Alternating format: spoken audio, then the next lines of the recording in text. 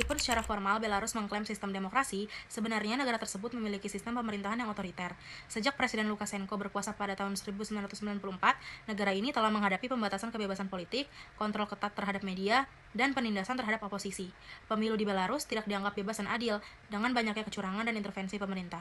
Pemerintah juga menggunakan kekerasan untuk membubarkan protes dan menghentikan kritik terhadap rezim. Oleh karena itu, negara ini sering digolongkan sebagai demokrasi semu atau rezim otoriter.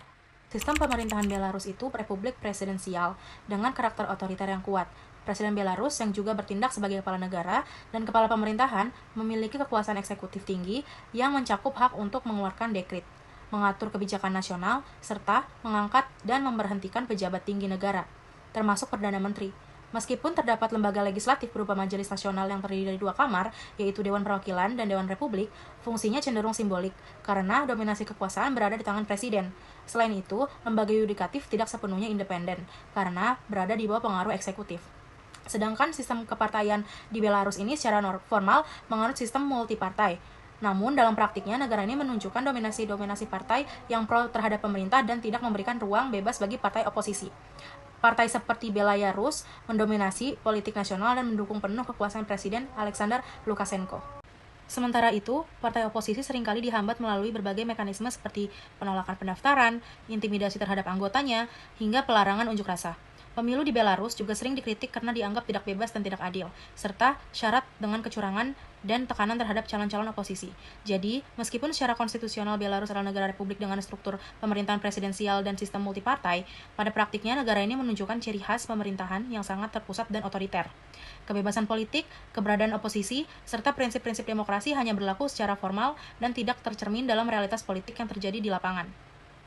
Pelaksanaan pemilihan umum terakhir di Belarusia terjadi pada Januari 2025 kemarin, di mana pelaksanaan pemilu ini memenangkan Presiden Lukashenko yang sebelumnya telah menjabat selama 6 periode. Itu kembali menjabat di periode kali ini sejak tahun 1994 yang menjadikannya kembali menjabat selama 7 periode berturut-turut. Mengapa demikian? Karena di bawah pemerintahan Lukashenko sendiri, Belarusia berubah menjadi rezim otoriter yang menyebabkan Presiden Lukashenko ini memiliki wewenang dan kekuasaan penuh untuk melakukan pemerintahannya dan apapun yang ia mau. Sehingga ini juga menjadi salah satu faktor bagaimana ia menyingkirkan lawan-lawan politiknya yang berada di arena politik yang mencoba menggeser kekuasaannya. Tahun 2019, etnis Belarusia menjadi etnis yang terbesar populasinya, disusul dengan etnis Rusia, etnis Polandia, etnis Ukraina, dan lain-lain. Untuk agama sendiri, berdasarkan data yang kami dapatkan di 2011, itu ada Ortodoks sebagai agama yang cukup dominan penduduknya, penganutnya di Belarusia, disusul oleh ateisme, dan terakhir ada Roman Katolik, dan lain-lain. Nah, Katolik Roma justru menjadi agama yang paling berpengaruh, memberikan pengaruh terhadap demokratisasi di Belarusia, sebab gereja Katolik ini sering menyuarakan isu-isu yang mereka ini jauh lebih vokal terhadap isu HAM, sehingga ini memberikan warna baru terhadap demokratisasi di Belarusia sendiri.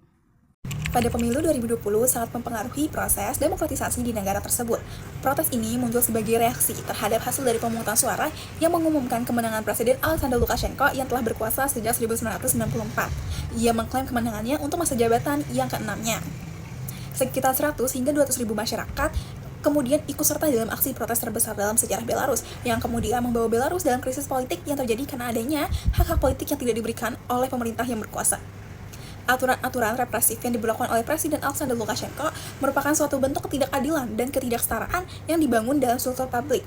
Institusi pemerintah Belarus menjalankan kebijakan otoriter yang membuat masyarakat Belarus tidak merasa diuntungkan karena hak-hak serta tuntutan mereka tidak terpenuhi, sehingga masyarakat melakukan aksi protes massal untuk menuntut perubahan. Aksi protes ini terus dibalas dengan kekerasan dan represi oleh pemerintah dan juga penangkapan aktivis-aktivis politik serta masyarakat yang ikut dalam aksi tersebut.